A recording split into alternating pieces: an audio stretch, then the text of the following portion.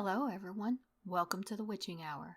Today I'll be doing a review and recap of HBO's His Dark Materials, a TV adaptation of the book series with the same name by Phillip Pullman. There are definitely some spoilers, so be forewarned. You might want to watch the episode and then return.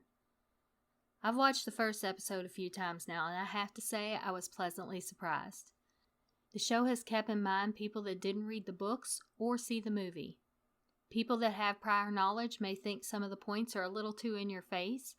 I do wonder if they've let a little too much out of the bag in this first episode. The casting was impeccable. I can't think of a single actor or actress that seemed out of place. Daphne Keane is an amazing young actress. I was quite impressed by her portrayal of Lyra. She brings a defiant precociousness to the role. She also plays it less childlike than Dakota Blue Richards did in the movie. It's more how I imagine she should be. James McAvoy plays the role of Lord Asriel with the strength, self-centeredness, and ruthlessness that it requires. In the book, Lyra both admires and fears her uncle. I could feel this much more in the show than I did in the movie. Ruth Wilson is one of my favorite actresses, and she has proved she can play the menacing and complex Mrs. Coulter. If you're wanting an adult-themed fantasy series, this is not the show for you. It is TV-14, and so far I would have no problem letting a preteen watch it at all. For the people that like the books, I think you'll like this episode. Key elements are there, but like with any book-to-show adaptation, there are some changes. There are a couple changes I would make. The line where Lord Asriel yells, "Everyone's special!" made me cringe. It felt forced and unnecessary. I also wish they would have included the wars that the children have in the books. The episode is named Lyra's Jordan, so it only makes sense to elaborate more into Jordan's college and what her life is like there. I personally would give the show a 7.5 out of 10. Now we're going to go into more of the recap. The show opens with Lord Asriel taking baby Lyra and her demon Pan to stay at Jordan College under the protection of Dr. Carnes during the Great Flood. For those of you who don't know, a demon in this world is basically someone's soul in the shape of an animal that goes everywhere with them.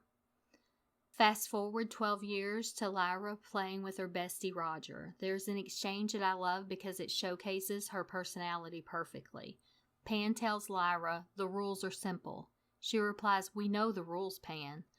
Roger interjects, "You don't obey the rules." And she snidely says, "Doesn't mean I don't know 'em."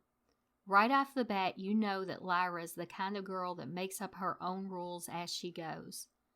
We then jump up north with Lord Asriel. He's taking pictures of the Aurora Borealis and preparing to rush back to Jordan College with his research. As soon as he arrives, the master tries to poison him, but Lyra stopped her uncle from drinking the poison. Lord Asriel puts her in a cupboard to spy on the master during the council's meeting to hear all his discoveries. At the end of the meeting, he says, "Who will stand against me?" It shows his forceful nature.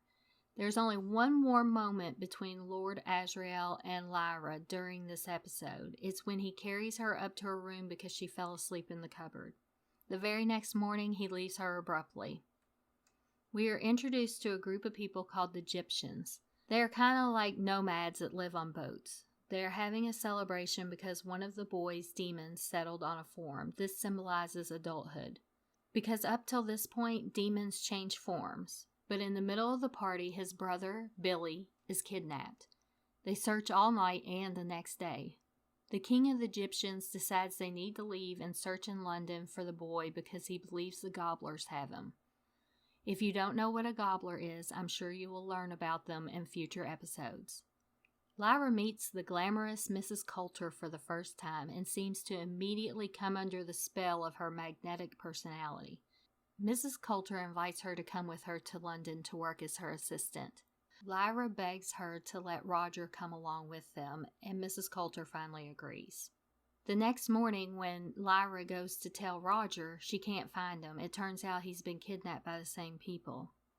The master agrees for Lyra to go with Miss Coulter, but before she leaves, he gives her an alethiometer. It's a device that is illegal, but it can show you any truth. She leaves with Mrs. Coulter in hopes that she'll help her find Roger. During this episode, we also get our first look at the magisterium, which is the authoritarian religious governing body in this world. Let me know your thoughts on this episode in the comments down below. If you like this content, please subscribe, like, and share. Thank you for watching. Bye until next time.